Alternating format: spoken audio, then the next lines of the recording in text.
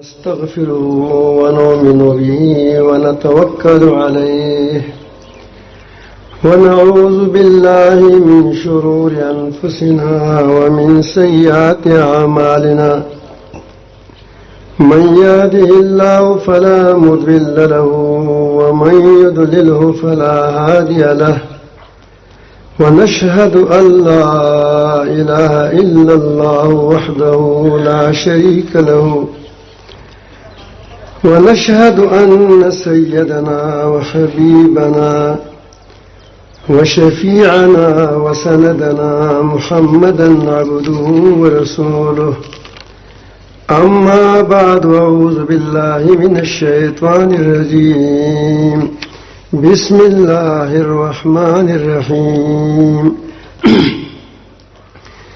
يا أيها الذين آمنوا اتقوا الله حق تقاته ولا تموتن إلا وأنتم مسلمون واعتصموا بحبل الله جميعا ولا تفرقوا وقال تبارك وتعالى في مقام آخر يا أيها الذين آمنوا ادخلوا في السلم كافة ولا تتبعوا خطوات الشيطان إنه لكم عدو مبين صدق الله مولانا العظيم. درود شریف پڑھیے. اللہ امام محترم دکوزا مجموعه کومه ناسته ده یا روانه ده دا وسط سرین راو اربخیجه پاسه تسریع تخلاصی که چې د خلق ځای شي او چې څومره خلق بار زیږېدلی شي په کور چې هغه بار ځای شي. بله زموږ د قوم د کلبغي شریفي والا ډېره لویه قرباني وکړه. په خپله راغللو خپلو خلکو په زور یې بولو چې موږ سره لاړ شي. موږ نه وو تللي، ټول خلک ولاړ وو. د کربوغے والا کربوغے والے ساتھی یہاں کھڑے تھے راستوں میں اور لوگوں کو اپنے ساتھ خوشی سے لے جاتے تھے، بڑی محبت سے بڑی پیار سے کہ ہمارے ساتھ جائیں. اور آپ کو معلوم تھا کہ یہ مجمع تقریباً یہاں سے آپ دیکھیں گی تو آپ حیران رہ جائیں گے کہ کہاں تک یہ پیدا ہوا ہے. ان سب کو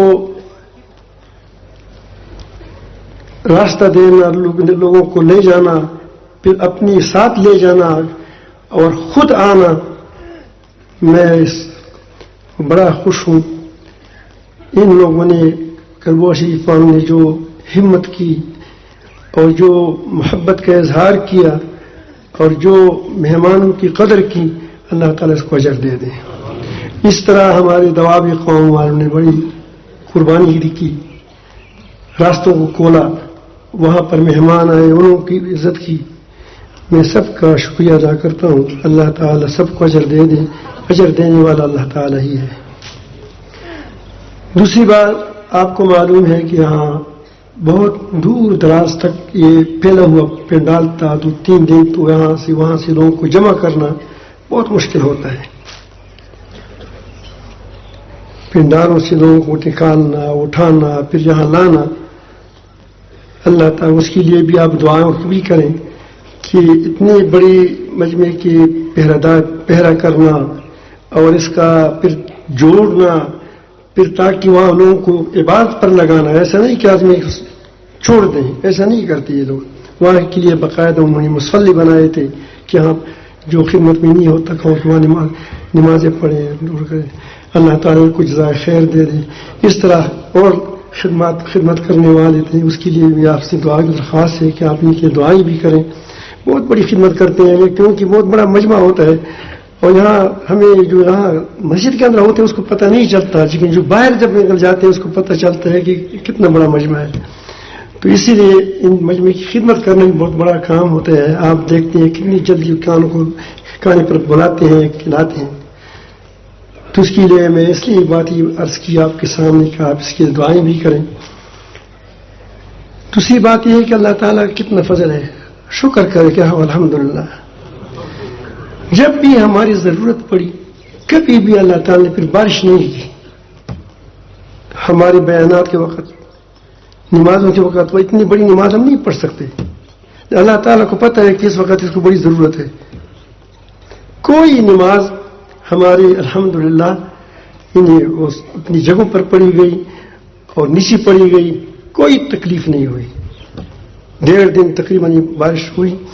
آپ نے اندازہ لگایا ہوگا. میں اس لیے آپ کو کہتا ہوں کہ آپ رب العالمین کی طرف متوجہ رہیں، شکر کریں. اس میں ہر چیز میں اللہ تعالیٰ کی خیر ہی ہوتی ہے. اس وقت ضرورت کے وقت اللہ تعالیٰ نے ضرور بارش کو بند کرتا تھا. جب بیان ختم ہو جاتا تو پھر لوگ بکھر جاتے. وہ کہتے بکھر مت جاؤ، مجمع والوں کو تکلیف مت دو، اکٹھے رہو. ورنہ ساری تو پھر بھیج دیتے.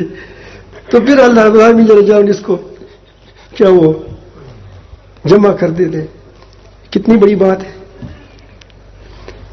پھر اللہ العالمین جل جلالہ آج آسمان کو صاف کر دیتے.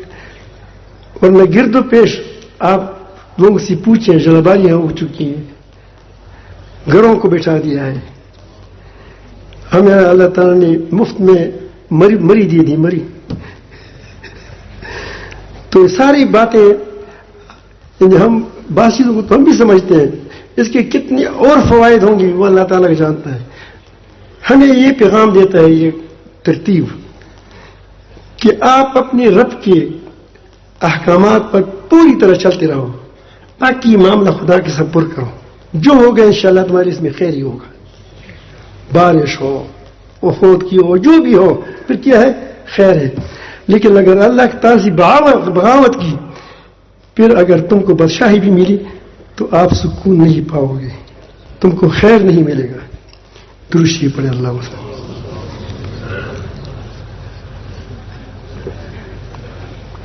میرے معزز سامعین، ہمارے ساتھیوں نے الحمدللہ ثم الحمدللہ بہت اچھے انداز سے آپ کو کام کے بارے میں سمجھایا ہے کہ یہاں کیا کام ہوتا ہے، کس طرح ہوتا ہے. دن کی بیانات میں، عصر کی بیانات میں، ظہر کی بیانات میں، یہ 3 دن اجتماع تھا. 3 دن پورا تھا. ایسا نہیں تھا کہ آنے کا شمار ہو، جانے کا بھی شمار ہو. آپ دیکھتے ہیں درمیان میں 3 دن پورا ہو جاتے ہیں، 72 گھنٹے. تو اس میں آپ کو کافی باتیں سامنے آ گئی اور ساتھیوں نے بڑی قربانی کی. مجھے اس کا اندازہ ہے اور ہم اس پہ ہمیشہ ساتھ میں شرمندہ بھی ہوتا ہوں کہ لوگ مٹی میں پڑے سوتے ہیں اور لوگ کو سردی لگتی ہے. یہ ساروں مجھے کے احساس ہوتے ہیں، لیکن کیا کیا جائے. دوسری طرف دیکھتا ہوں کہ اصلاح اسی میں ہوتی ہے. اصلاح ہوتی ہے کس چیز میں کہ یہ خدمات ہوں، یہ ترپاڑوں کو اٹھانا ہو، یہ محنت کرنی ہو، اس سے انسان کی اصلاح ہوتی ہے. آپ کو معلوم ہوگا کہ جس کے جو ڈنڈے لے کر کڑے ہیں، اگر آپ پوچھیں تو آپ کو پتہ چل گیا کہ کون لوگ ہیں. بڑے عہدوں والے ہوں گے، بڑے بڑے علماء ہوں گے کہ جس کے پاس وہ لوگوں کو بلاتے ہیں، لوگ اس کو بلاتے ہیں کہ ہماری جگہ پہ آ جائیں، تقریر کریں. اس سے وقت مانگتے ہیں. وہ یہاں ڈنڈا لیا ہوا پکڑا ہے. اور اس طرح حکومت والے لوگ انہوں نے بڑی تعاون کی، اس کی دعا کریں. بہرحال خدمات کی اللہ تعالیٰ جل جلالہ سب کو خدمت کا موقع دیا. میں تو سمجھتا ہوں کہ کربو والوں کو اللہ پاک ثواب دینا چاہتا تھا، اور یہ اس کی قربانی لوگوں کو بتانی تھی کہ اللہ یہ الحمدللہ یہ قربانی والے لوگ ہیں، یہ کرتے ہیں، دل سے کرتے ہیں. لوگ کہتے ہیں کہ بھائی تمہارا ہمارے ساتھی کو سنبھالے. وہ کہتے اس پہ لڑتے تھے کہ نہیں ہمارے ساتھ جائیں گے. کربو بڑھ گیا تھا، لیکن بہرحال انہوں نے اپنی کوشش کی. تو بہرحال میں کرتا ہوں کہ آپ کے سامنے سارے مناظر آ گئے، الحمدللہ بیانات آ گئے، منظر آ گئے سارے، اور آپ کی ترتیب بھی آپ کے سامنے آ گئی کہ اتنی بڑی مجمع کو کس طرح آدمی وہ سنبھال سکتا ہے۔ اللہ رب العالمین سنبھالنے والا ہے، انسان کچھ بھی نہیں کر سکتا۔ اگر انسان نے تھوڑا بھی کہا کہ میں نے کچھ کیا ہے، میں تو ہمیشہ ساتھیوں سے کہتا ہوں کہ اسی وقت تمہارا زوال شروع ہو جائے گا۔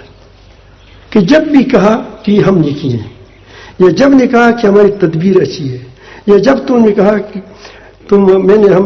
ہمیں کچھ کمال کیا، ہم داد دیتے ہیں آپ لوگوں کو، لیکن اگر آپ نے سمجھا کہ ہم نے ایسا کیا ہے تو سمجھو کہ ہم ختم، کہ ہماری ہم زوال پہ آ جائیں گے۔ آپ میرے محترم بھائیوں، یہ پوری کائنات اللہ تعالیٰ نے ہمارے لیے بنائی ہے۔ یہ ساری اسی باتوں کا خلاصہ بیان کرتا ہوں۔ یہ پوری کائنات، یہ ساری کی ساری، ایک کیڑی سے لے کر، ایک چونٹی سے لے کر سورج تک، بلکہ فرشتوں کو اللہ تعالیٰ نے انسان کے لیے پیدا کیا، خدمت میں لگائے ہیں، ہماری سلامی دی۔ ساری کائنات کو اللہ تعالیٰ نے انسان کے لیے بنایا ہے، تو ظاہر ہے کہ جس کے لیے ساری کائنات بنائی گئی ہو وہ اللہ تعالیٰ کو کتنا محبوب ہوگا۔ ایک ایک چیز کے اندر کتنی بڑی بڑی صلاحیتیں ہیں، سورج کے اندر دیکھو، چاند کے اندر دیکھو، گھوڑے کے اندر دیکھو، ہر چیز کے اندر وہ صلاحیتیں ہیں کہ وہ آپ حیران رہ جائیں گی، تمہاری شاعت کی مکھی ہے۔ ساری کی دنیا اللہ تعالیٰ نے ہمارے لیے پیدا کی ہے۔ اللہ تعالیٰ فرماتے ہیں وَسَخَّرَ لَكُم مَّا فِي السَّمَاوَاتِ وَمَا فِي الْأَرْضِ جَمِيعًا مِّنْهُ، آسمان اور زمینوں میں جتنی چیزیں ہیں اللہ تعالیٰ نے تمہارے کام میں لگا دی ہے، اور یہ ہماری عقل کہتی ہے۔ پانی نہ ہو ہم نہیں زندہ رہ سکتے، سورج نہ ہو ہم زندہ نہیں رہ سکتے، ہوا نہ ہو ہم زندہ نہیں رہ سکتے۔ تو یہ ہوا ہمارے لیے ہو گئی یا ہم ہوا کے لیے ہو گئے؟ ہمارے لیے ہو گئی۔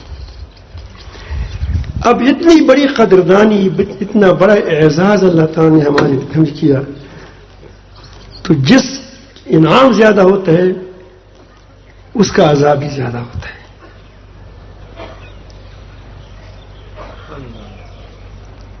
یہ جو آپ آج کل فساد دیکھتے ہیں، یہ فساد، یہ انسان نے بغاوت کی ہے اللہ تعالیٰ سے۔ پچھلے دو دن میں ہمارے حضراتوں نے عصر کے وقت جو بیان کیا اس میں یہی باتیں آ گئی۔ آپ دیکھتے ہیں پوری دنیا میں فساد ہے، دلوں کے اندر فساد ہے، بے چین ہے۔ یہ علماء سے پوچھو، اس کے پاس لوگ آئیں گے کہ ہم پر کسی نے تویز کیا ہے، کس نے جادو کیا ہے، ہمارے دل کو بند کیا ہے، ہمارے گھر کو بند کیا ہے، ہمارے کاروبار کو بند کیا ہے، اور پھر اس کا علاج دیکھتے ہیں۔ کوئی اس کو نشے میں دیکھتا ہے، لیکن نشہ جب اتر جاتا ہے تو اس سے زیادہ تکلیف میں پھنس جاتے ہیں۔ کوئی کہتے ہیں کہ نہیں، اس کے لیے کوئی جادو کا حل کریں، پھر جادو جو عاملوں کے ہاتھ پھنس گیا پھر تو بس وہی کرے گیا، اسی کے پاس بیٹھا رہے گا۔ 2 دن وہ کہتے کہ تم انشاءاللہ ٹھیک ہو گئے، اس کی نفسیاتی مریض ہوتا ہے، وہ 2 دن ٹھیک ہوتا ہے، تیسرے دن پھر آگے کے پاس جاتا ہے کہ پھر خراب ہو گیا، وہ کہتے تم پر کس نے پھر جادو کر دیا۔ تو وہ لوگ اپنی پریشانیوں کو دور کرنے کے لیے کیا نہیں کرتے۔ اس دن غالباً حضرت مولانا سید کافی صاحب نے فرمایا کہ لوگ آسان سے آسان طریقے، کسی نے مجھے بتایا کہ آسان سے آسان طریقے کہ کس طرح تم خودکشی کرو گے۔ خودکشی کی طریقے پر بھی فیس لیتا ہے کہ خودکشی کرتے تو ہو کیونکہ یہ تمہاری ضرورت ہے۔ کیا ہے؟ یہ تمہاری ضرورت ہے، تم تنگ ہو، لیکن کیسے کرو گے؟ تو ایک معاشرہ جب اس قدر تنگ آ چکا ہو اپنی زندگی سے کہ خودکشی پر بھی کیا فیس دیتا ہے، تو آپ دیکھیں کتنی بے چینی ہے، کتنی بے سکونی ہے۔ یہ کیا ہے کہ یہ لوگ اللہ کے بندوں نے اللہ سے بغاوت کر دی ہے۔ اسی لیے فرمایا ظہر الفساد فی البر والبحر بما کسبت ایدی الناس. خشکی اور تری میں فساد پھیل گیا ہے. اس فساد کی وجہ یہ انسان خود ہے, ذمہ دار خود ہے. یہ بھی بہت تھوڑا ہے. اللہ تعالیٰ فرماتے ہیں کہ اس لیے لیذیقہم بعض الذی یعملون, تاکہ میں اس کو اس کی بعض اعمال کا مزہ چکھا دوں. جو آخرت میں ملنے والا ہے وہ تو بہت زیادہ ہے. یہ کیوں چکھاتا ہوں؟ لعلہم یرجعون, تاکہ واپس آ جائے, دین کی طرف واپس آ جائے. لیکن میں آپ کو ایک بات بتاتا ہوں, گھبرانے کی بھی نہیں ہے بات, حالات اور سخت آئیں گے. ایسے حالات آئیں گے کہ آپ اس میں مومن اور منافق کو الگ کر دیا جائے گا. یہ لازمن ہوگا.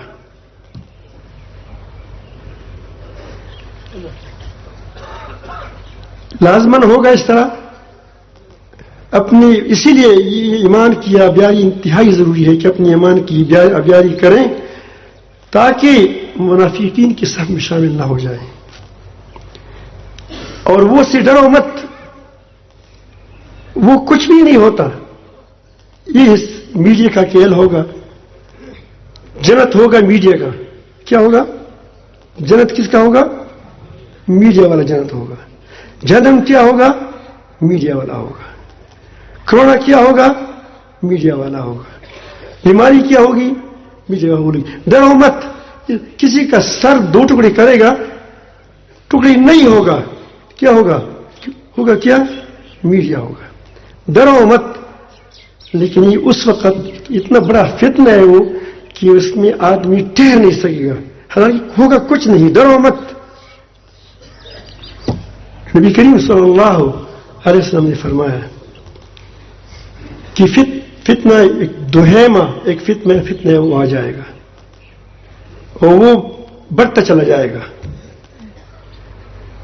اس میں پھر لوگ 2 قسم کے ہو جائیں گے. ایک قسم کے لوگ وہ ہوں گے جس کو وہ نبی کریم صلی اللہ علیہ وسلم کی زبان مبارک سے اس کے بارے میں لفظ ہے فسطاط ایمان لا نفاق فیہ.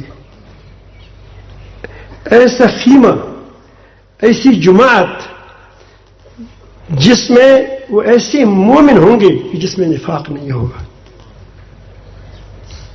خالص لوگ ہوں گے, کیونکہ لڑائی خلوص اور نفاق کا ہوگا. دجل اور حقیقت کی لڑائی ہوگی. ظاہر ہے کہ جب کوئی حقیقت نہ ہو, تو دجل کے ساتھ لڑائی کیسے کرے گا؟ حق کیا وہ گتے کے شیر سے لڑ سکتا ہے؟ مقابلہ کر سکتا ہے؟ ایک بھی منافق اسے بھی منافق ہے. کیا فرق رہا؟ فسطاط ایمان لا نفاق فیہ. ایسا جماعت بن جائے گی کہ ایسے مومن ہوں گے کہ اس میں نفاق کا شعبہ نہیں ہوگا, اس میں آمیزش نہیں ہوگی اس کی. فسطاط ایمان لا نفاق فیہ. فسطاط نفاق لا ایمان فیہ. ایسی جماعت ہوگی کہ جس میں نبی کریم صلی اللہ علیہ وسلم نے کفر کے بارے میں نہیں کہا کہ کافر ہوں گے. وہ کافر قطعا نہیں فرمایا, منافق فرمایا. فسطاط نفاق لا ایمان فیہ. وہ نفاق کا جماعت ہوگی اور اس میں ایمان نہیں ہوگا, ایمان کی آمیزش نہیں ہوگی. کیا ہوگی؟ نمائشی ہوگی. نمائشی جماعت ہوگی. اس لیے جو ہم بار بار کہتے ہیں کہ نمائشی چیزوں سے بچیں, نمائشی کاموں سے بچیں. اپنے القاب سے خوش نہ ہو کہ جو آپ کو القاب کہے کہ فلان تم خوش ہو جاؤ. اگر تم خوش ہو تو سمجھو کہ تمہارے اندر نفاق ہے, تمہارے اندر ریاکاری ہے. اگر تم خوش ہے کہ میرے لوگ نظم میری پڑھتے ہیں تو سمجھو کہ میں اس کو اپنے لیے بہت بڑا خطرہ سمجھو، کیونکہ نفاق جو فرمایا نفاق جبے والا بھی ہو سکتا ہے. منافق کیا ہوتا ہے؟ جبہ بھی ہوگا، دستار بھی ہوگا. منافق خلیفہ بھی ہو سکتا ہے، خلیفہ بھی ہوگا، کیا ہوگا کسی کا، منافق بھی ہوگا. عالم بھی ہوگا، منافق بھی ہوگا. نفاق آیا ہے. مجاہد بھی ہوگا، منافق بھی ہوگا. یہ میں نہیں کہا کہ مجاہدین منافق ہیں. یا علماء الحمدللہ الحمدللہ، علماء کی وجہ سے اللہ تعالیٰ نے اس دنیا کو بچایا ہے. صوفیاء کی وجہ سے اللہ تعالیٰ نے دنیا کو بچایا ہے، خصوصاً پاکستان کو. لیکن میں کہتا ہوں کہ آدمی اپنا محاسبہ کرے کہ میں کہیں اس جماعت میں شامل نہ ہو جاؤں. یہ بات اس لیے میں عرض کر رہا ہوں. جب ایسا ہو جائے گا تو پھر نتیجہ کیا ہوگا؟ نبی کریم صلی اللہ علیہ وسلم نے نتیجہ بھی ہمیں بتایا. نبی کریم صلی اللہ علیہ وسلم فرماتے ہیں کہ پھر فانتظروا الدجال، پھر دجال کا انتظار کرو کہ آ جائے یا کل آئے. مطلب یہ ہے کہ اب پارٹیاں بن گئی، دجال کی بھی بن گئی، حقیقت کی بھی بن گئی. حقیقت کی جماعت بھی بن گئی، کیا منافق جماعت بھی بن گئی. تو اب ٹکراؤ ہوگا. جس کے اندر نفاق ہوگا وہ دجال کے پیچھے جائے گا. جس کے اندر ایمان ہوگا وہ کہاں جائے گا؟ وہ حضرت عیسیٰ علیہ السلام کے لشکر میں شامل ہوگا، مہدی علیہ السلام کے لشکر میں شامل ہوگا. وہ سچوں کے لشکر میں شامل. اور اس کے بارے میں یہ پیشنگوئی بھی آئی ہے کہ خراسان سے جماعتیں جائیں گی. اہل ایمان کہاں سے جائیں گے؟ خراسان یہ میں افغانستان، یہ سندھ تک علاقے میں شامل ہے. اسی لیے پاکستان کو دنیا نے ٹارگٹ بنایا ہے. ٹارگٹ میں نے آپ لوگوں نے سیکھا ہے، نشانہ بنایا ہے. لیکن آج کل مصیبت یہی ہے کہ ٹارگٹ کو سمجھتے ہیں، نشانی کو نہیں سمجھتے. حالانکہ نشانہ تو تمہارا کام تھا، نشانہ تمہارا کام تم نشانہ بازی کرتے تھے. نشانہ بازی میں کیا ہوتا ہے کہ ٹھیک چیز پر نشانہ لگے. تو یہ یہاں ہوں گے، ہوگا اس طرح. اب یہ عرض کروں کہ اس کا حل کیا ہے؟ ایک حل بھی تو ہونا چاہیے اس کا. اس کا حل یاد رکھیں، یہ اگر ہم کہہ دیں ساری جمع ہو جاتے ہیں یہ کرتے ہیں تو اس سے اتفاق و اتحاد قطعا نہیں آئے گا. اس سے کبھی بھی نتائج نہیں لیں گے. انبیاء علیہ السلام نے انفرادی فرد پر محنت کی، افراد بنائے، اور افراد ایسے بنائے کہ وہ سر کی بال سے لے کر پاؤں تک مومن تھے. بعض لوگوں کے دل میں یہ وسوسہ آئے گا کہ حضرت موسیٰ علیہ السلام نے تو قوم کو نکال دیا تھا، قوم کو کہ مجھے میرے ساتھ اپنی قوم کو چھوڑ دیں. لیکن پھر اس کے پیچھے آپ یہ نہیں دیکھا کہ اس نے اصلاح کی. جب وقت آ گیا اس وقت اصلاح کا موقع وہاں نہیں تھا. فرعون تھا ایک طرف، دوسری طرف اس کی وہ خدائی کا دعویٰ کیا تھا، تیسری طرف یہ لوگ غلام تھے اس کے، تو اس کو موقع نہیں تھا. پھر 40 سال اللہ رب العالمین نے اس کو میدان تہ میں کیا اس کی اصلاح کے لیے کیا. اس کے بعد اللہ تعالی نے فرمایا انی فضلتکم علی العالمین. جب افراد بنے پھر ہزاروں سال انہوں نے دنیا کی دینی سیاست بھی کی اور دنیاوی قیادت بھی کی. اللہ تعالیٰ فرماتے ہیں کہ وہ انعامات کو یاد کرو کہ جو تم پر کیے تھے، اور وَأَنِّي فَضَّلْتُكُمْ عَلَى الْعَالَمِينَ، اور ہم نے تم کو تمام عالموں پر یعنی دنیا عالم پر کیا تھا، سپر طاقت بنا دیا تھا، فضیلت دی تھی. فضیلت کس چیز کی تھی؟ دینی فضیلت بھی تھی، دنیاوی فضیلت بھی تھی. تو یہ تب بنتا ہے کہ افراد پر محنت ہو. اگر پھر نبی کریم صلی اللہ علیہ وسلم کو دیکھیں، خود قریب دور نہ جائیں. نبی کریم صلی اللہ علیہ وسلم نے فرد پر محنت کی اور بہت مشکل وقت گزارے. آپ کے سامنے یہ سارے بیانات آئے ہیں، اس لیے میں باقی تفصیل میں نہیں جاتا. بلال کے واقعہ تمہارے پاس سامنے آئے، خباب بن عرات کے تمہارے پاس آئے، تمہارے پاس بہت سی واقعات بھی سامنے آئے، ترتیب بھی سامنے آئی. لیکن وہاں اللہ تعالیٰ نے فرمایا تھا کہ کفو ایدیکم، اپنے ہاتھوں کو روکو، لڑائی کا وقت اب نہیں ہے.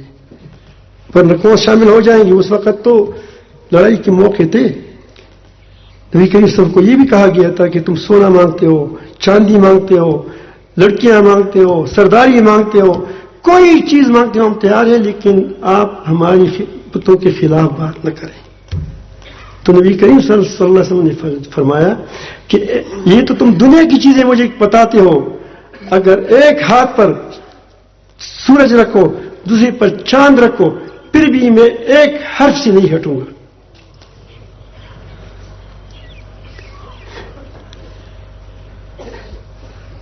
ہم یہ کہہ سکتے تھے کہ جب ہمیں بادشاہی مل جائے گی پھر ہم کیا کریں گے؟ پھر وہ لیکن اس کے ساتھ بادشاہی کے ساتھ لوگ پھر کون ہوں گے؟ اس ساتھ دائیں بائیں کون ہوں گے؟ چلانے والے کون ہوں گے؟ چلانے والے کے لیے تو لوگ چاہیے. دولت آ جائے گی، پھر اس سے ہم کیا کریں گے؟ پھر اس سے لوگوں کو خریدیں گے. جو لوگ پیسے سے خریدے جائیں وہ کوئی آدمی ہوتا ہے، جو آدمی پیسوں پر خریدا جائے وہ کوئی آدمی ہے. جس ووٹ کو تم پیسوں پر خریدتے ہو کیا وہ ووٹر ہے؟ وہ آدمی ہے. اسے تو شمع مچا ہے.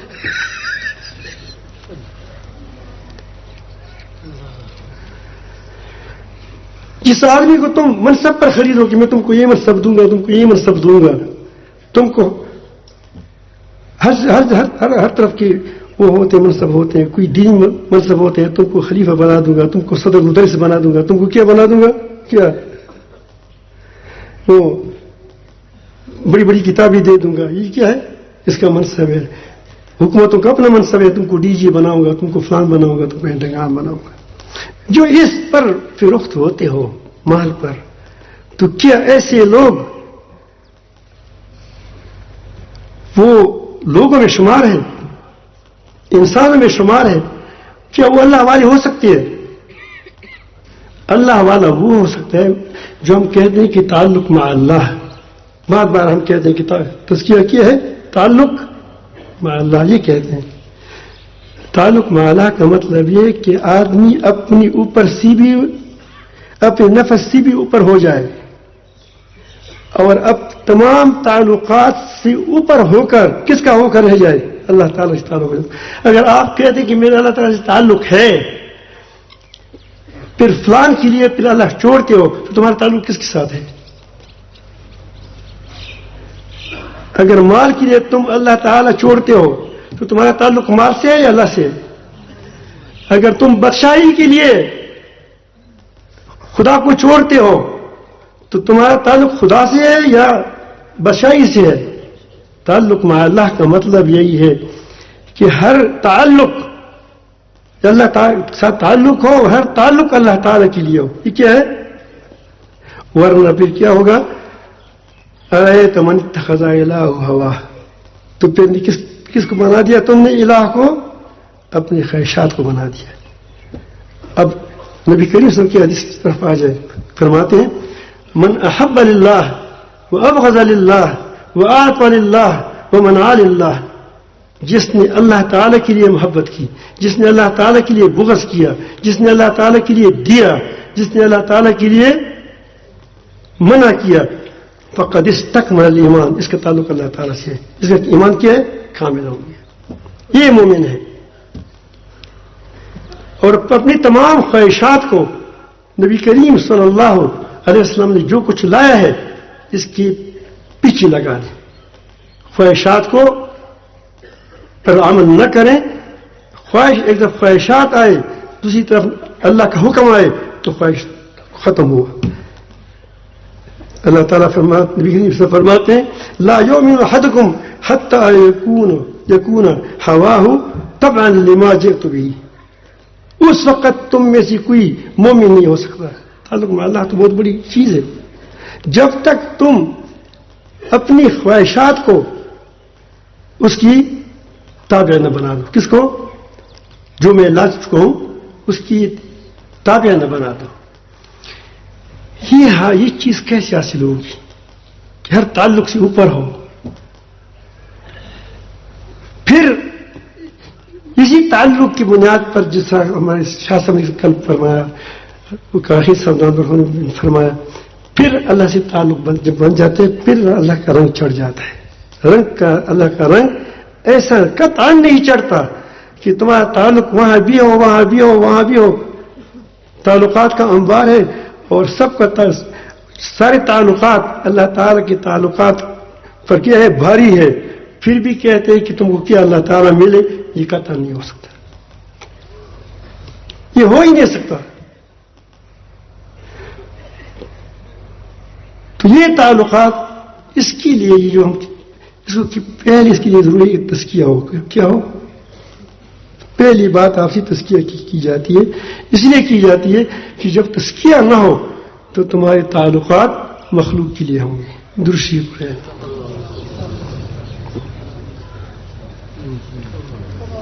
تزکیہ کیا ہے اس میں غلط فہمی میں نہ رہے. جو زکی مایا ہے جس کو پیر مریدی کہتے ہیں ہمارے یہاں, تصوف کہتے ہیں, اگر یہ رسمی ہو گیا تو جیسا دوسری چیزیں رسوم ہے یہ بھی رسمی ہو جائے گا. تزکیہ اس کو کہتے ہیں کہ انسان کے دل سے شرک دور ہو جائے, غیر اللہ کا نام سن کر اس کو بدبو آئے.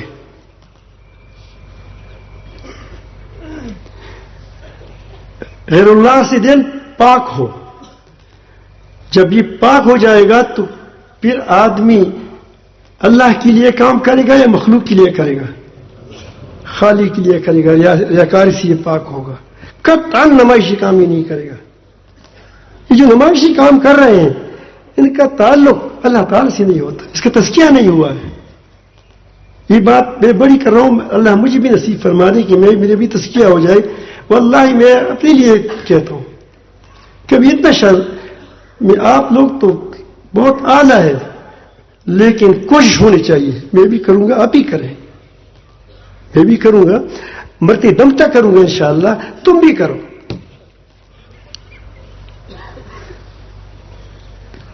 حسد تم سے دور ہو جائے گا. آج مدارس والی بھی حسد کرتے ہیں ایک دوسرے کے ساتھ, کرتے نہیں کرتے؟ پیر بھی کرتے ہیں ایک دوسرے کے ساتھ. ایک پیر کے ساتھ آدمی نیک ہو جائے, وہ کہتے ہیں کہ کاش اس ساتھ نیک نہ ہو جائے, میرے ساتھ نیک ہوتا. تو تم اپنا آپ کو چاہتے ہو یا خدا کو چاہتے ہو؟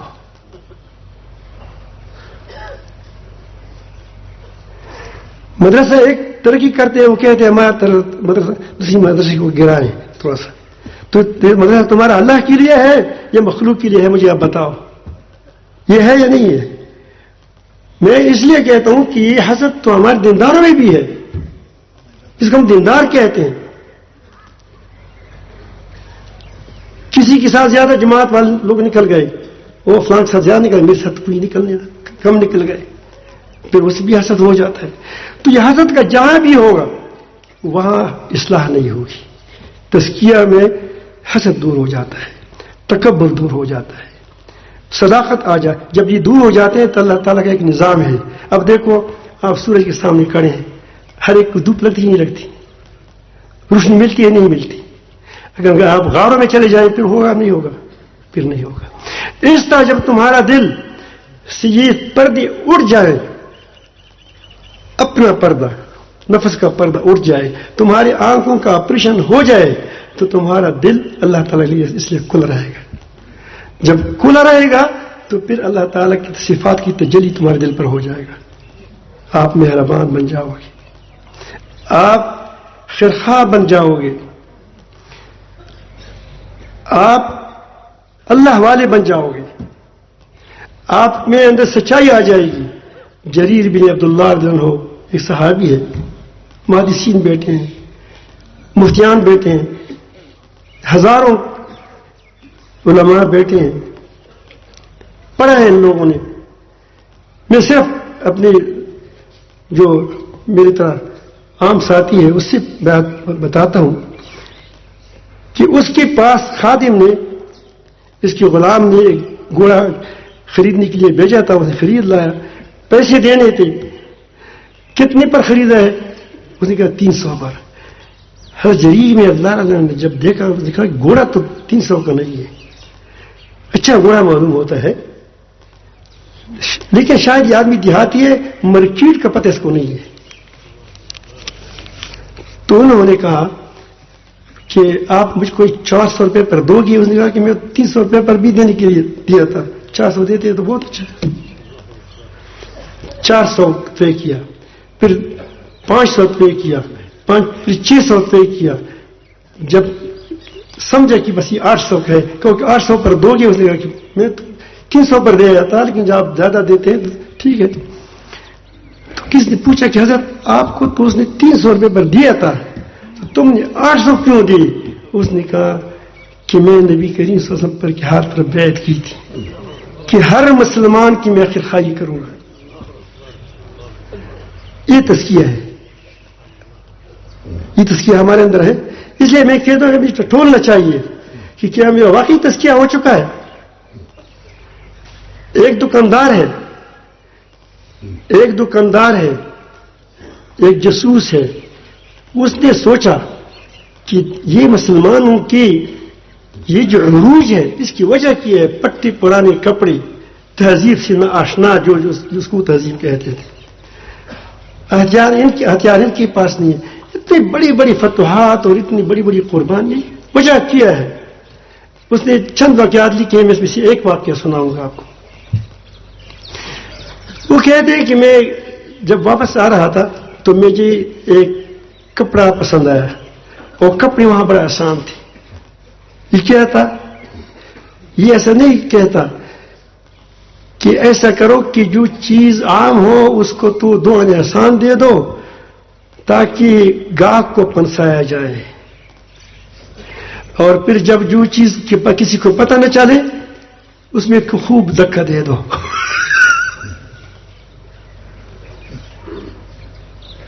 وہاں چیزیں آسان تھی، کیونکہ وہ نمک اتنا نفع کرتے تھے جتنا نمک میں آٹے میں نمک ہوتا ہے۔ ہم اتنا نفع کرتے ہیں کہ نمک میں آٹا ہوتا ہے، نمک میں آٹا ہوتا ہے، اتنا فرق ہے۔ تو وہاں چیزیں آسان تھی، جو لوگ لاتے تھے اپنے ساتھ چیزیں بھی لے جاتے تھے۔ تو اس نے ایک عصر کے وقت تھا، ایک دکاندار سے کہا کہ زرد رنگ کا تان تھا کہ یہ تان مجھے دے دو۔ اس نے کہا کہ یہ تان میرے سامنے دکان والوں سے لے لے، یہی کپڑا، اس کا بار بھی اتنا ہے، یہ نمبر ہے اس کا، یہ اتنا اس کی قیمت ہے، اسی پر انشاءاللہ آپ کو دے دے گا، آپ اس سے لے لو۔ وہ گیا اس کے پاس، اس سے وہی تان اسی قیمت پر لے لیا، لیکن جاسوس تھا، اس کے پاس آیا کہ تم نے مجھے کیوں نہیں دیا؟ وجہ کیا تھی؟ تو انہوں نے اس کو فرمایا کہ آپ کو واقعی تکلیف ہوگی، لیکن بہت قریب تھا، زیادہ دور نہیں گئے تھے آپ، لیکن میں دیکھ رہا ہوں کہ مجھے الحمدللہ مجھے اتنا ملا ہے کہ میرا گزارا ہو سکتا ہے ایسے میرے بچوں کا، لیکن شاید یہ میرے سامنے دکان کو اتنے لوگ نہیں آئے ہوں گے، تو میرا خیال یہ تھا کہ وہ بھی میرا بھائی کچھ کمائے۔ کیا ہم اس طرح کرتے ہیں؟ پھر کیسی تزکیہ ہے ہمارے؟ خیرخواہی تو ہمارے اندر ہے نہیں۔ نبی کریم صلی اللہ علیہ وسلم دو ایمانداروں کا واقعہ سنا، میں اس لیے کہتے یہ تزکیہ کے آثار ہے۔ کیا ہے؟ تزکیہ کے آثار ہے، یہ نہیں کہ تزکیہ نہیں، تزکیہ سے ایمانی صفات حاصل ہوں گی، ایمانی صفات کے آثار ہوتے ہیں، رحم کے آثار، رحم پیدا ہوگا، رحم کے آثار بھی ہوں گے. صداقت پیدا ہوگی، صداقت کے آثار بھی ہوں گے. امانت پیدا ہوگی، امانت کے آثار بھی ہوں گے. اگر یہ نہیں ہے تو سمجھو کہ ہمارے اندر ایمانی صفات نہیں ہے. کل شاہ نے یہ بات تفصیل سے بتائی تھی. تو دو ایمانداروں کے بارے میں نبی کریم صلی اللہ علیہ وسلم خود فرماتے ہیں کہ دو ایماندار تھے. ایک ایماندار نے دوسرے ایماندار پر زمین فروخت کی، اور زمین وہ تھی کہ اس میں وہ اس نے کام کر رہا تھا، شارٹ زمین تھی. اس کے اندر سے 2 مٹکے بڑے بڑے، 2 مٹکے، ایک مٹکا بڑا سونے کا نکل آیا جس میں زیورات تھے سونے کے. تو انہوں نے اپنے اونٹ پر اس مٹکے کو یا 2 مٹکوں کو رکھ کر ساتھی کو پہنچایا کہ یہ آپ کا مٹکا ہے. اس نے کہا میرا تو نہیں ہے. ہمیں کو اگر بعد میں پتہ چلتا کہ یہاں مٹکا ہے، ہمیں پہلے دعویٰ کرتی کہ مٹکا تو ہمارا ہے. انہوں نے کہا کہ یہ مٹکا ہمارا نہیں ہے. اس نے کہا کیوں نہیں تمہارا؟ یہ زیورات ہے، خام سونا نہیں ہے. اس نے کہا خام سونا نہیں ہے لیکن مجھے میرے باپ نے نہیں کہا ہے. اس نے کہا بھول گیا ہوگا. اس نے کہا کہ دادا نے بھی نہیں کہا ہے. یہ بس آپ میں 2 تولے پر خریدا ہوں، یہ تو مٹکے ہیں سونے کے. قاضی کے پاس فیصلہ گیا. ایک کہتے ہیں کہ 13 ہے، دوسرے کہتے ہیں کہ 13 ہے. ہمارا لڑائی کس پر ہے؟ یہ میرا ہے، دوسرا کہتے ہیں میرا ہے. اس کو تزکیہ کہتے ہیں. اس نے فیصلہ کرا دیا.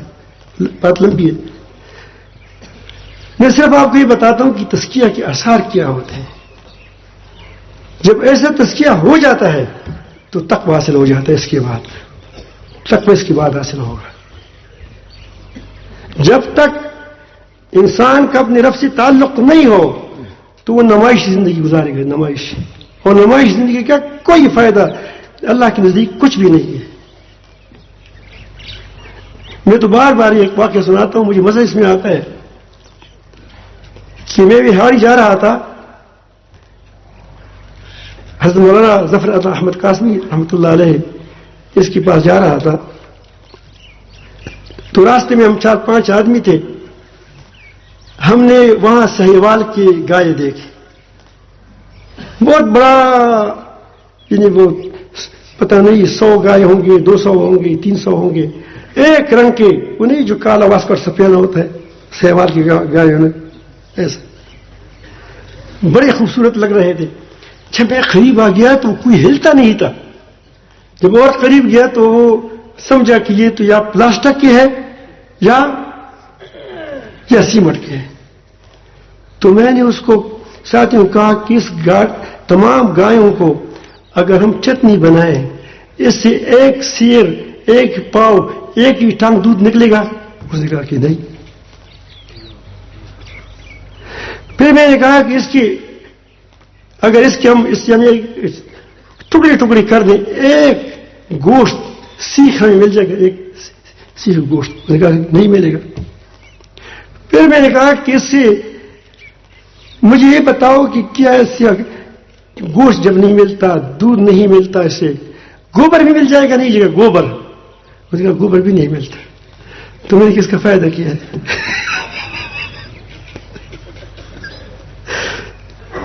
سینکڑوں گایوں سے ایک گوبر نہیں نکلتا، ایک پیالہ دودھ نہیں نکلتا، ایک ہی ٹاک وہ نہیں نکلتا. کیا وہ گوشت نہیں نکلتا، گھی نہیں نکلتا، گوبر بھی نہیں نکلتا، ایک چیٹانگ. تو میں نے کہا کہ یہی نمائشی اعمال کا حشر ہے جو ہم تمام دن ویڈیو پریٹ دیں.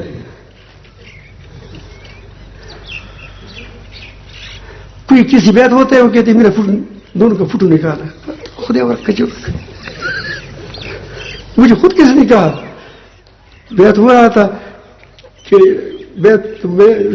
فوٹو تو مجھے بھی اچھا نہیں لگتا لیکن میں چاہتا ہوں کہ دونوں کی نکل جائے. میں کہا کہ یہ بھی بیت.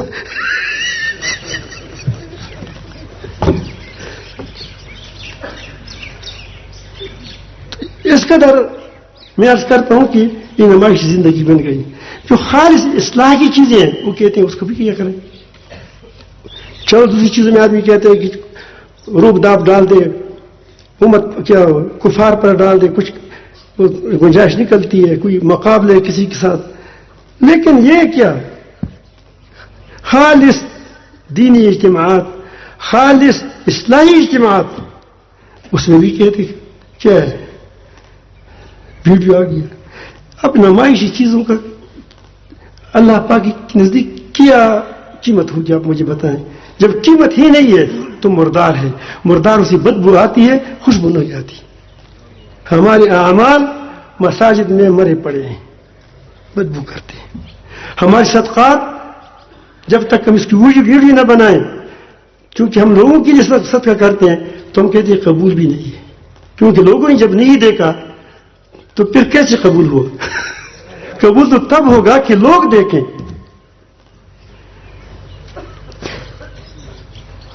تو کیا یہ آدمی تقوی اختیار کر سکتا ہے؟ میں نے اس لیے کہا کہ جب تک تزکیہ نہ ہو تقوی اختیار نہیں کر سکتا.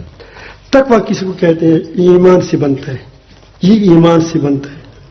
اللہ تعالی پر ایمان ہو کہ نفع و نقصان کا مالک وہ ہے, قدرتوں کا مالک, طاقتوں کا مالک صرف تنہا وہی ہے, کوئی اور ہے ہی نہیں اس کے پاس, کوئی یہی ہے. عزتوں اور ذلتوں کا مالک صرف وہی ذات ہے, کوئی اور نہیں ہے. تمام خیرات و برکات اسی کے ہاتھ میں, کسی اور کے ہاتھ میں نہیں ہے.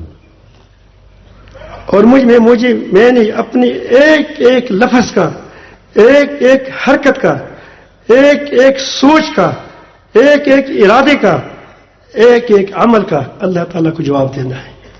یہ سب اس کا ایمان ہے آپ کا, اس پر یقین آ جائے. ایسا نظر آئے کہ آنکھ کے دل کی آنکھوں سے دیکھتا ہے.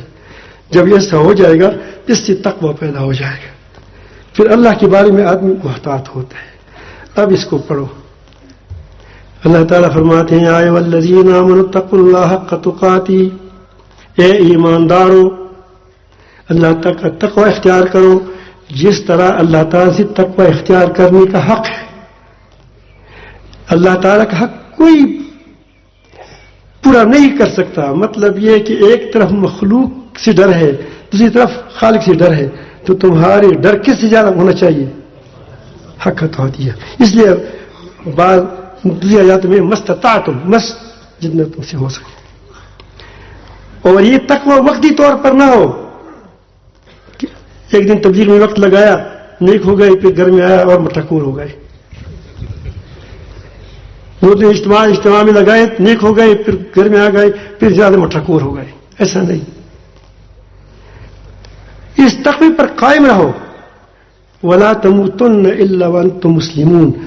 موت کسی انسان کے ہاتھ میں نہیں ہے, اللہ تعالیٰ کے ہاتھ میں ہے. مطلب یہ کہ تم زندگی ایسی گزارو کہ تم جب مرو تو مسلمان مرو. مسلمان کون ہوتا ہے؟ جو پوری دین پر عمل کرتا ہے. کس پر؟ وہ مسلمان نہیں ہوتا کہ وہ کہتے ہیں کہ تمہاری وہ بات ہی مانوں گا یا رب العالمین جو مجھے اچھی لگے, جو مجھے نقصان پہنچائے وہ نہیں. یہ ہمارے پشتون بھائی بیٹھے ہیں, ان سے پوچھو کہ تم میں کتنے ہیں کہ وہ اپنی بہنوں کو اب وراثت میں حصہ دیتے ہو. وہ کمزور ہے نا, بہن کمزور ہے, وہ تمہارے اس سے تم پورا زمین ہڑپ کر لیتے ہو. جو بہت دیندار ہو اس کے لیے دعوت کرتے ہیں, کہو کہ تمہارا تم پر حق ہے, تم کو میں اپنا حق دینا چاہتا ہوں. وہ کہتے ہیں نہ مجھے مت دو, بلکہ ہمارا مسئلہ حل ہو گیا. ایسا ہوتا ہے. جو سب سے نیک ہوتا ہے یہ اتنا ہوتا ہے.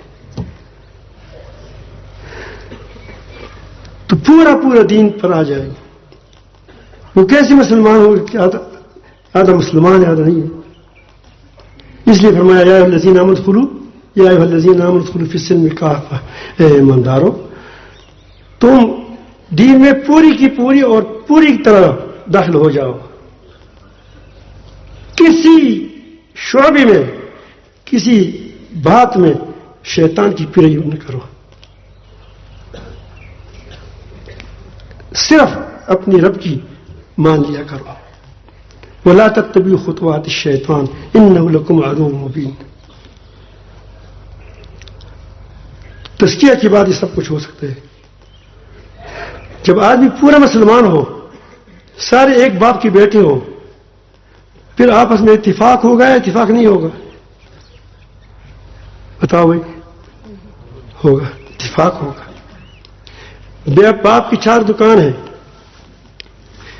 4 دکانیں, ایک ہے کپڑے کا, اور ایک ہے کیا وہ دوائیوں کا, اور ایک ہے کیا راشن کا, اور ایک ہے کسی اور چیز کا, یہ وہ گاڑی واڑی کا جو سامان بکتا ہے. یہ ہے باپ اس کو دیکھتے, وہ کہتے ہیں میرے دکان ہے, میرے دکان کو نقصان نہ ہو, ساری دکان کو چلایا کریں. اب 4 بھائی بڑی بیوقوف ہیں. وہ کہتے ہیں, ایک کہتے ہیں,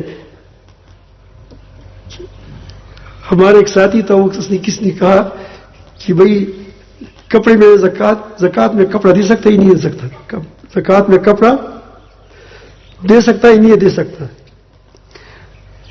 تو دوسرے نے جواب دیا کہ لوگوں کو کھانے کی ضرورت ہے, کپڑا زکات میں نہیں لگ سکتا. تو دوسری نے جواب دیا کہ پھر کیا لوگوں کو ننگا کرنا چاہیے.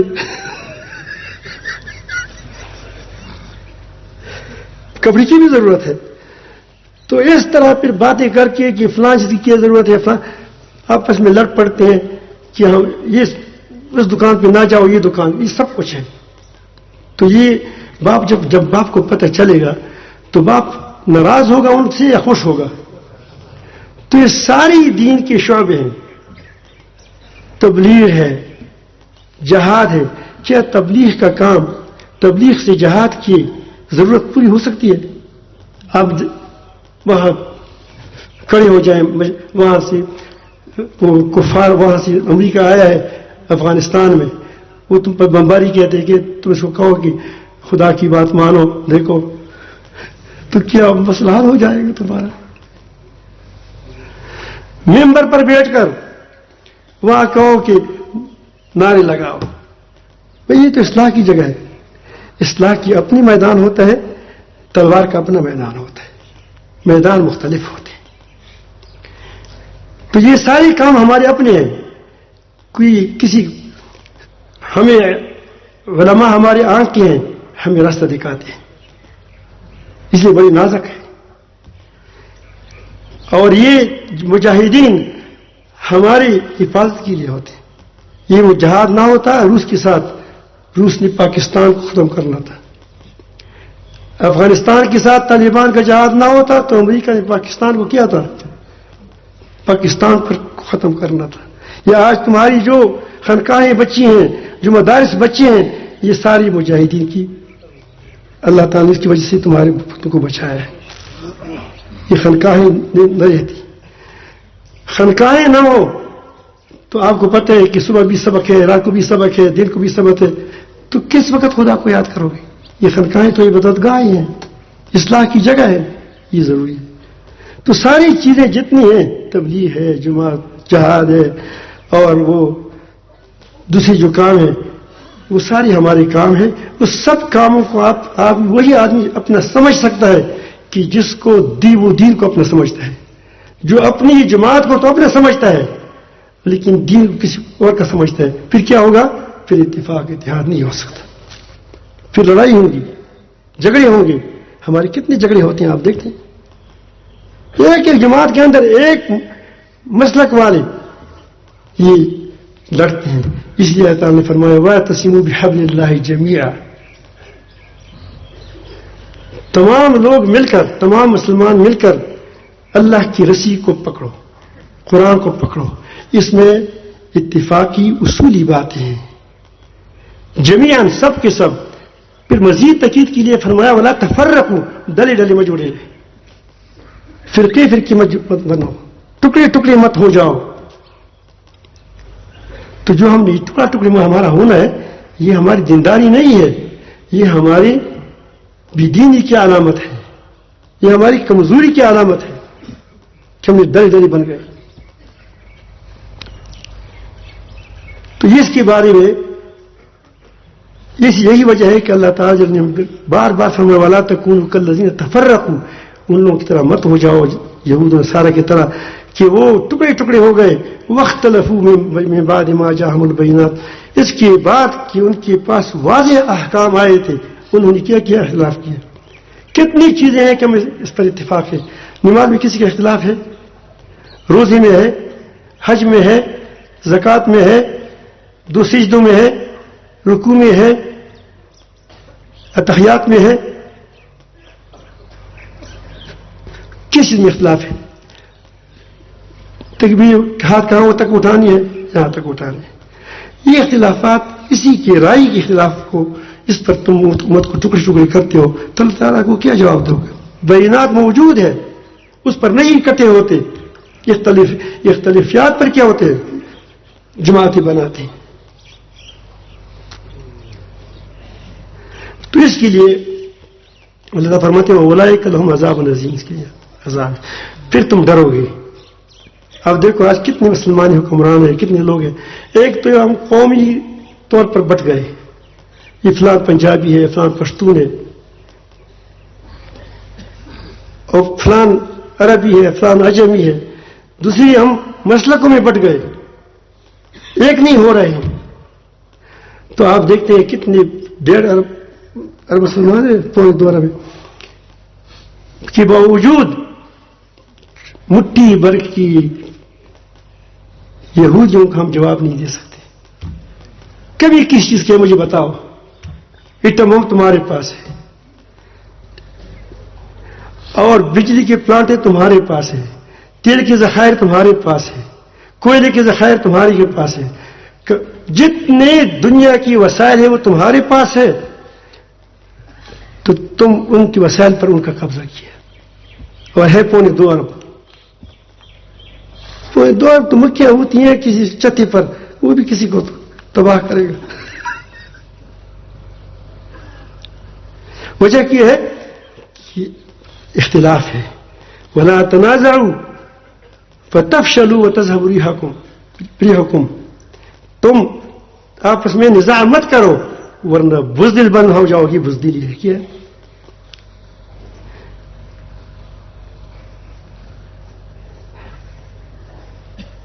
اگر یورپ سے یہ بات آ جائے کہ انسان بندر تھا پہلے پھر انسان بن گیا، ہم سارے مانتے ہیں اس کو. اسکول والے مانتے نہیں مانتے.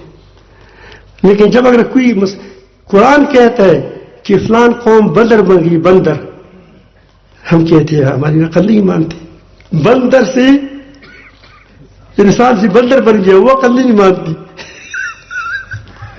اس سے بڑی غلامی کیا ہوگی؟ بندر مانے کہ انسان کیا ہے، انسان بندر بن گیا، وہ کہتے ہیں یہ ہماری عقل نہیں مانتی. اور بندر سے انسان بنا، وہ ہماری عقل میں آتی. عقل نہیں ہے، یہ غلامی ہے. تو اس کے لیے یہ ہماری 3 چیزیں ہو گئی. پہلی چیز کیا ہوگی؟ تزکیہ سے تقویٰ حاصل ہو جائے گا. پھر پوری دین پر عمل آ جائے گا، پوری دین. تیسری چیز کیا ہو گئی؟ آپس میں اتفاق و اتحاد. دیکھو ہم ایک جی کی صلاحیتوں سے فائدہ اٹھائے. ہم چھوٹے تھے، اسکول پڑھ رہے تھے. اسکول میں ہم نے پڑھا تھا کہ ایک جنگل پر آگ لگ گیا ایک علاقے پر، تو سب نے اپنی بچوں کو اٹھایا، کسی نے گھر والوں کو اٹھایا، سامان کو اٹھایا. ایک اندر رہ گیا اور ایک لنگڑا رہ گیا. لنگڑا اندر تو کسی کو دیکھتا نہیں تھا. لنگڑا اپنے کسک کر کے اندھی کے پاس چلا گیا. اس نے کہا کہ آگ آ گئی ہے، سب ہلاک ہو رہے ہیں، کیا کرنا ہے؟ اس نے کہا کہ پھر کیا کریں؟ اس نے کہا تمہارے پاس آنکھیں ہیں، میں تمہاری آنکھوں سے کام لیتا ہوں. نہیں، تیرے پاس پاؤں ہے، میں تمہارے پاؤں سے کام لیتا ہوں. میرے پاس آنکھیں ہیں، تم میری آنکھوں سے کام لے لو. کیسے کریں؟ وہ کہ تم مجھے کندھے پر سوار کرو، میں تم کو راستہ دکھاؤں گا، اور تم کیا ہو، چل کر مجھے اس گاؤں سے نکالے. دونوں بچ گئے. نہیں بچ گئے. اس طرح ہم اگر ہمارے اندر واقعی ایمان ہو، واقعی ہم اللہ والے بنے، تو پھر ہم ایک دوسرے کی دست و بازو بن جائیں گے. کوئی آنکھ ہے، آنکھ کا کام کرے گا، کوئی ہاتھ ہے، ہاتھ کا کام کرے گا، کوئی پاؤں ہے، پاؤں کا کام کریں گے. ہم ایک جسد ہے، ایک جسد ہے. اس کے لیے یہ ساری جو ترتیبات ہو رہی ہے یہ یہاں سکھائی جاتی ہے. الحمدللہ الحمدللہ. محنت بہت ہو گئی ہے. اسی بھائی محنتوں کی وجہ سے بڑی صغیر بچا ہوا ہے. تبلیغ کی محنت ہے الحمدللہ. آپ دیکھتے ہیں بستروں سروں پر رکھ کر کتنی جفاکشی محنت کرتے ہیں. یہ ہمارے لوگ ہیں. یہاں کتنے لوگ بیٹھے ہوں کہ تبلیغ میں وقت لگائے. یہاں تو ہمارے پاس تبلیغ کا کیا نہیں، امام بھی بیٹھا ہے اسی مسجد میں. بس باقی میں اور کیا کہوں. یہاں ریونٹ کا جو امام ہے وہ یہاں بیٹھا ہے. وہ سمجھتا ہے کہ ہمارا اپنا کام ہے، وہ ہم ان کے ہیں، ہم دونوں ایک ہیں، سارے ایک ہیں، مسلمان ایک ہے. کتنے مجاہدین ہیں جن نے امریکہ کے ساتھ لڑائی، ہاتھ اٹھاؤ. تو تم تو ڈرتے ہو سارے. ہاں اب ہاتھ اٹھنے لگے. مت نہیں، ہاں کچھ نہیں کہو گے. کورونا آیا تو وہ بھی چلا گیا. ٹھیک ہے. یہ بھی تبلیغ میں کتنے وقت ساتھ میں وقت لگایا ہے تھوڑے. صوفیاء کتنے لوگ ہیں جس تصوف سے تعلق ہے. الحمدللہ الحمدللہ. محنت ہی بہت ہو گئی ہے. میں بتانا چاہتا ہوں کہ محنت ہی بہت ہو گئی ہے. اس محنتوں کو اکٹھا کرنا یہ لازم ضروری ہے. ہم ایک دوسری محنتوں سے فائدہ اٹھائیں، تب بات بنے گی، تب بات بنے گی. ایک دوسرے کی ٹانگیں نہ ماریں. یہاں کبھی مجھے ثابت کوئی کرے کہ یہاں ہم نے کبھی کہا ہے کہ تم کس سے بیعت ہو. اب سے یہاں سے نام لکھے جاتے ہیں، لاکھوں لوگ آتے ہیں سالانہ جاتے ہیں. کس سے پوچھا گیا کہ تم کس سے بیعت ہو؟ ہم کہتے ہیں کہ دار المومنین ہے. کیا ہے یہ دار اس میں آ جائے. تو ہمارا مقصد یہ ہوتا ہے کہ یہ ساری جماعتیں آپس میں جڑ جائیں. تو جڑنے کے لیے بھی تو کچھ چاہیے نا. پھر ہم سے یہ گلا کوئی نہ کریں کہ تم آپ فلان کے پاس جاتے ہو، فلان کے پاس نہیں جاتے. ہمارے سب ہمارے اپنے ہیں. اگر ایک کے پاس جائیں گے تو دوسرے کہتے ہیں کہ ہمارے پاس نہیں آئے، دوسرے کہتے ہیں ہمارے پاس نہیں آئے، تو ہم کس کے پاس جائیں گے؟ سمجھ آئی بات؟ ہم اسی لیے کبھی معذرت کرتے ہیں، کبھی کچھ کرتے ہیں. تو یہ ہے کہ ہم الحمدللہ ہم سب کو اپنے سمجھتے ہیں. تبلیغ میں نے خود 4 ماہ لگائے، 6 لگائے ہیں، 3 دن لگائے. بہترین کام میں سمجھتا ہوں، لیکن پورا دن نہیں ہے. پورا دن نہیں ہے. پورا دن یہ بلغ ما انزل الیک من ربک. پورا دن وہ ہے جو اللہ تعالی نے نازل فرمایا ہے. اس پوری دین میں جہاد ہے یا نہیں ہے؟ مان ذرا میں جہاد ہے یا نہیں ہے؟ اگر انکار کرتے ہو تو تم کتب علیکم الصیام، کتب علیکم القتال، سب کے تم انکار کرو گے، کافر بن جاؤ گے. آپ مجھے بتائیں ماؤن ضلع میں تزکیہ ہے یا نہیں ہے؟ ماؤن ضلع میں تم مخالفت کیوں کرتے ہو؟ ماؤن ضلع میں یہ تبلیغ ہے یا نہیں ہے؟ بلغ، وہ پہنچاؤ جو تم پر رب کی طرف سے نازل ہوتا ہے. وہ سارا پورا قرآن ہے. یہ کیا ہے؟ پورا قرآن ہے. اس کی یہی دعوت ہے کہ ساروں کو جوڑنا چاہیے. جوڑیں گے انشاءاللہ، جوڑیں گے انشاءاللہ. لیکن جب لاٹھی آئے گی صبر. آپ نے دیکھا ہوگا جب لاٹھی آ جاتی ہے تو سارے اکٹھے ہو جاتے ہیں. پھر سارے بھول جاتے ہیں کہ فلان کو لاٹھی ہمارا ہے. اللہ پاک آپ کو لاٹھی سے بچائے. یہ محنت اسی کے لیے ہے. آپ جب ہم بات کرتے ہیں لوگوں کو سوچ ہوتے ہیں کہ فلاں چیز کی مخالف ہے. ہم کسی کی مخالف نہیں ہیں. جو اصولوں پر ہمارے ساتھ متفق ہو، اصولوں پر، اس کے ہم مخالف نہیں ہیں. اصول جانتے ہو، عقائد، ضروری احکام. ایک ہے اجتہادی مسائل. اس میں تو یہاں ہمارے ساتھ سامنے بیٹھے یہ حنبلی ہے. آپ کون ہیں؟ انتمن حنبل. یہاں شافی مذہب ہمارے بولتے. فیضی کہاں ہے؟ فیضی ہے؟ ہاں وہ شافی مذہب ہے. سارے اکٹھے ہیں یہاں تو چلتے رہتے ہیں. اور ساری جماعت والے ہیں الحمدللہ. سارے خانقاہ والے ہیں. اس کی وجہ ہے کہ مجھے کس نے کہا کہ یہاں ساری کیوں جمع ہوتے ہیں؟ میں نے کہا یہ پیر نہیں ہے، واقعی نہیں ہے. میں ہزاری صاحب رحمۃ اللہ آ جاتے تھے، میری پیر ختم. کھایا نہیں اس طرح. شاہ صاحب آ جاتے ہیں، ہماری پیر ختم. یہ پیر آ جاتے ہیں، سارے ہماری پیر ختم. یہاں پیر ہے نہیں. ہم کہتے ہیں کہ سارے جڑ جائے تو الحمدللہ. اسی لیے بہت سے خانقاہوں والے سے کہتے ہیں کہ کربلا میں وقت لگائے وہی ہمارا خانقاہ ہے، کیونکہ یہاں مسلسل کام ہو رہا ہے. سال کے 360 دن عربی کے لحاظ سے یا 365 دن انگریزی کے لحاظ سے پورا سال یہ کام ہوتا رہتا ہے. اس کے لیے لوگ چل لگاتے ہیں. اس لیے لگاتے ہیں کہ علماء کی ترتیب سیکھیں، اپنے اپنے جگہوں پہ کام کریں. تو اس کے لیے یہ ہم دعوت دیتے ہیں. اجتماع، اتنی بڑی اجتماع جو لگایا ہے، تو اس لیے ہوتا ہے کہ اس کے لوگوں کو ذہن میں یہ بات بیٹھ جائے. صرف یہاں سے وہ ایک بات کو لے جائیں تو 3 چیزوں کی دعوت یہاں ہو جاتی ہے. پھر 3 چیزوں کی پھر باقاعدہ طریقے ہوتے ہیں. یہ نہیں کہ 3 چیزیں تذکیہ، پورا دین، اتفاق و اتحاد.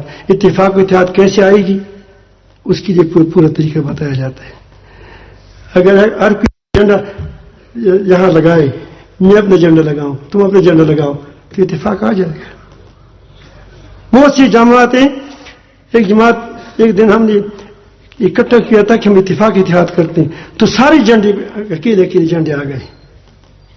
ایک تو یہ کہ حج کی جھنڈی ہو تاکہ ہم گم نہ ہو جائے. ایک یہ ہو کہ نہیں ہم کیا ہے تم کیسے اتفاق اتحاد کرتے ہو، پھر خلاف بھی کرتے ہو، پھر جو تقریر کرتے ہو چلا بھی جاتا ہے. یہ نہیں کہتے کہ وہی بیٹھ جاؤ، کیسے اتفاق اتحاد کرتے ہیں. ہم الحمدللہ یہاں پوری اتفاق و اتحاد کی ترتیب بھی بتاتے ہیں کہ کیسے ترتیب ہونی چاہیے، کس طرح کرنی چاہیے. ایک بار میں ایک لطیفہ سناؤں آپ کو. خمینی کا دور تھا. میری کالی پگڑی بہت پہلے سی ہے. اب یہ بچے اس کو پتہ ہے وقت بھی لگا گزارا ہے، اب داڑھی سفید ہو گئی، لیکن وہی اسی وقت سے میں یہ کالی پگڑی ہے. میں نے صرف سنا تھا علماء سے کہ نبی کریم جو فتح مکہ کے وقت میں وہ کالی پگڑی پہنتی. میں نے کہا کہ فتح کا نشان ہے، بس اس کو پکڑو.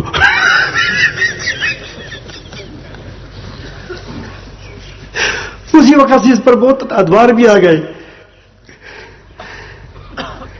طالبان کے دور پہ آ گیا. طالبان سے پہلے دور میں بڑی اس کو کبھی مانی جاتی تھی. ہم اپنے ساتھی بھی ہمارے ساتھ بگڑ جاتے ہیں، چھوڑ دو کالی پگڑی. حتیٰ کہ میرے استاد محترم میرے ساتھ بڑی محبت کر دیتی ہے. یہاں اس کے بیٹا موجود ہے. کیا کہاں ہے حضرت مولانا شہید رحمۃ اللہ علیہ. نہیں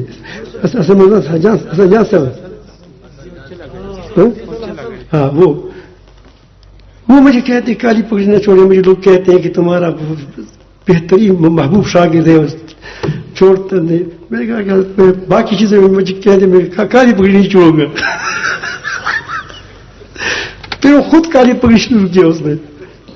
تو کسی نے کہا کہ تم کیوں نہیں چھوڑ، تم نے کیوں شروع کیا؟ اس نے کہا شہزادہ صاحب چھوڑتا نہیں، اس لیے میں کہا کہ میں اب کالی پگڑی پہنوں گا. کوئی بات نہیں. تو میں وہاں بیٹھا تھا. اس وقت خمینی کا دور تھا. خمینی کالی پگڑی پہنتا تھا. تو کسی شیعہ والے لوگ آ گئے, اس نے کہا, ان کا خیال تھا کہ یہ تو ہمارا اپنا معلوم ہو رہا ہے. جب قریب آئے تو اس کو خوشبو نہیں آئی. تو مجھے کہنے لگے کہ اتحاد کرتے ہیں. میں نے کہا بالکل صحیح بات کرتے ہو تم تو, کیونکہ میں تو اتحاد کو پہلے سے داعی ہوئے کہ اتحاد ہونا چاہیے, لیکن میں نے کہا اتحاد کی کوئی اصول مجھے بتائیں, کس اصول پر کریں گے. اس لیے میں بتاتا ہوں کہ ہر چیز کے اصول بھی ہونی چاہیے. ہمارے یہاں اتحاد کے اصول بتائے جاتے ہیں, جن وقت لگایا اس کو پتہ ہے کہ کیسی امت جڑ سکتی ہے, کن امور پر جڑ سکتی ہے, کن اصولوں پر جڑ سکتی ہے, کس طریقے پر جڑ سکتی ہے. اسی طریقے سارے اصول بتائے جاتے ہیں. تو وہ اس نے کہا کہ اتحاد کرتے ہیں. میں نے کہا اتحاد کے مجھے اصول بتائیں. میں خمینی کو گالی دیتا ہوں, تم اس میں مجھے ساتھ اتفاق کرتے ہو؟ اس نے کہا کہ نہیں. تو میں کہ کیسی اصول ہو گیا؟ تو پھر میں نے کہا کہ اگر تم ہماری قائد, ہمارے بزرگ, ہماری سر کا تاج حضرت مولانا حضرت امیر المومنین حضرت عمر فاروق رضی اللہ کی تم توہین کرتے ہو, پھر ہم برداشت کریں گے؟ بات ہی نہیں کہ اٹھ گئے. اس کو پتہ چلا کہ اصول سے پکڑا. کس سے پکڑا؟ اصول سے پکڑا. تو میں ایسا کرتا ہوں کہ یہاں اصول بھی بتائے جاتے ہیں, کس اصولوں پر اتفاق ہوگا, اور طریقے بتائے جاتے ہیں, اور پوری دین کی جو پوری چیزیں ہیں, عقائد, جو اصولی عقائد ہیں, وہ بھی بتائے جاتے ہیں. اللہ تعالیٰ سے امید ہے کہ آپ نے میری بات کو سمجھی ہوگی, کہ ہمارے ساتھ نے بات اس تفصیل سے سمجھائی تھی, میں نے اس کا وہ خلاصہ نکال کر کے سامنے رکھا.